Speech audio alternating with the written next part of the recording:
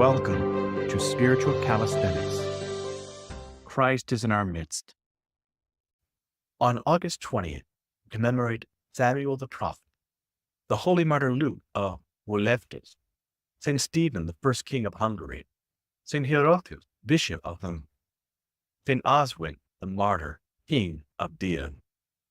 Regarding Samuel the prophet, this most holy man, a prophet of God from childhood, was the last judge of the Israelite people and anointed the first two kings of Israel. He was born in the 12th century before Christ in the city of Martyr, Sifa, from the tribe of Levi, the son of Elkanah and Hannah. He was the fruit of prayer, for his mother, being barren, conceived him only after she had supplicated the Lord with many tears, wherefore she called him Samuel, that is, heard by God. As soon as Hannah had weaned him, he brought him to the city of Shiloh, where the ark was kept, is the ark of the covenant.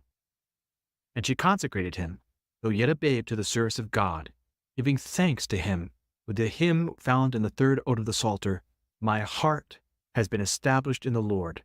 Samuel remained in Siloam under the protection of Eli the priest. He served in the tabernacle of God, and through his most venerable way of life became well-pleasing to God and man. While yet a child, sleeping in the tabernacle near the ark of God, he heard the voice of God calling his name, foretelling the downfall of Eli. For although Eli's two sons, Hophni and Phinehas, were most lawless and despisers of God, Eli did not correct them. Even after Samuel had told Eli of the divine warning, Eli did not properly chastise his sons, and afterwards, through various misfortunes, his whole house was blotted out in one day. After these things came to pass, Samuel was chosen to be the protector of the people, and he judged them with holiness and righteousness. He became for them an example of all goodness, and their compassionate intercessor before God. Far be it from me that I should sin against the Lord in ceasing to pray for you. Yea, I will serve the Lord, and show you the good and the right way.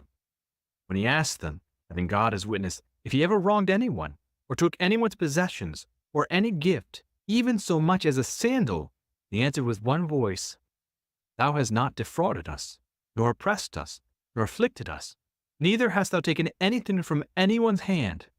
When Samuel was old, the people asked him for a king, but he was displeased with this, knowing that God himself was their king. But when they persisted, the Lord commanded him to anoint them a king, saying, "They have not rejected thee, but they have rejected me from reigning over them." So Samuel anointed Saul. But Saul transgressed the command of God repeatedly, so Samuel anointed David. Yet since Samuel was a man of God, full of tender mercy, when the Lord told him that he had rejected Saul, Samuel wept for him the whole night long. And later, since he continued to grieve, the Lord said to him, "How long wilt thou mourn for Saul?" Having lived blamelessly some 98 years, he became an example to all of a God-pleasing life, and reposed in the 11th century before Christ. Many ascribe to him the authorship of the book of Judges and of Ruth, and of the first 24 chapters of the first book of Kings. As we celebrate the memory of thy prophet Samuel, O Lord, through him we beseech thee to save our souls. From St. Paul's first letter to the Corinthians. Brethren, just as the body is one, and has many members, and all the members of the body, though many, are one body, so it is with Christ. For by one Spirit we were all baptized into one body, Jews or Greeks, slaves or free, and all were made to drink of one Spirit. For the body does not consist of one member, but of many. If the foot should say, "Because I am not a hand, I do not belong to the body," that would not make it any less a part of the body. If the whole body were an eye, where would be the hearing? If the whole body were an ear, where would be the sense of smell?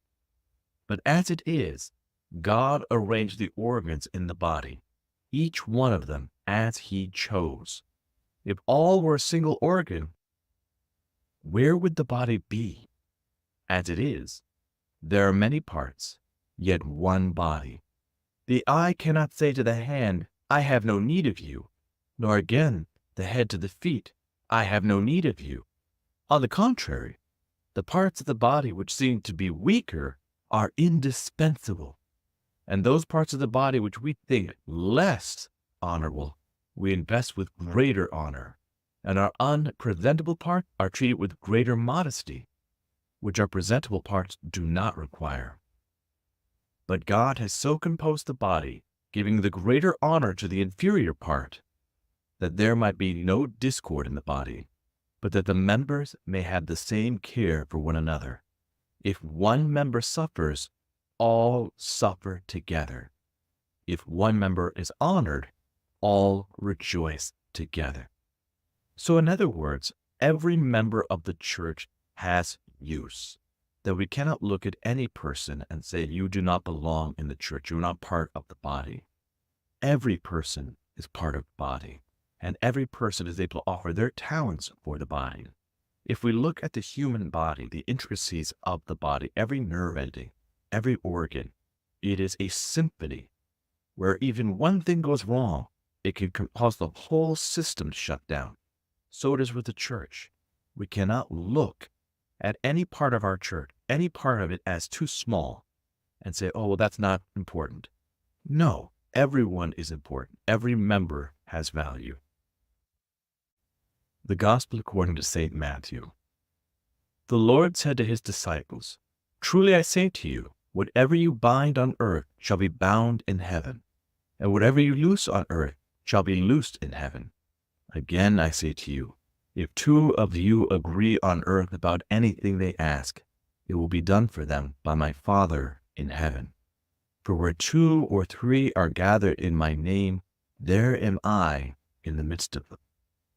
This is one of the reasons why a liturgy cannot take place unless there are at least 2 people, the priest and someone to do the responses. There have to be 2 people. And when we say that God will grant whatever we ask, we're not talking about winning the lottery or conquering a nation. We are talking about salvation, that when we ask together for the good things, God will answer.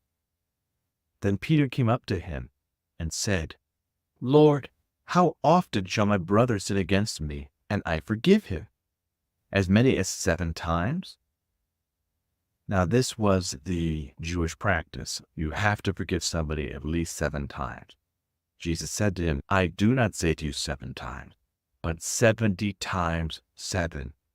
Now, obviously this is a number, but what Jesus is getting at is the idea that you will always forgive your brother. You will never not forgive your brother. Jesus Christ, in telling us to forgive 70 times 7, is also mirroring the fact that God always forgives us. We are constantly failing. We're constantly sinning. And if God was not forgiving us, we would be utterly destroyed. And so in the same measure that we hope and pray that God will continuously forgive us our sins, we are expected to measure out the same level of forgiveness to others. Now when Jesus had finished these sayings, he went away from Galilee and entered the region of Judea beyond the Jordan, and the large crowds followed him, and he healed them there. Then children were brought to him, that he might lay his hands on them and pray. The disciples rebuked the people, but Jesus said, Let the children come to me, and do not hinder them, for to such belong the kingdom of heaven. And he laid his hands on them and went away. This is an incredibly important moment. Do not hinder the children, for theirs is the kingdom. Children, because of their purity, are able to see God. We are supposed to imitate the children in their purity, to reclaim that purity so that we too might see God. So no matter how a child is in church, if they're fussy, if they're crying, we must welcome them. We must make sure parents understand that their child is wanted in church always.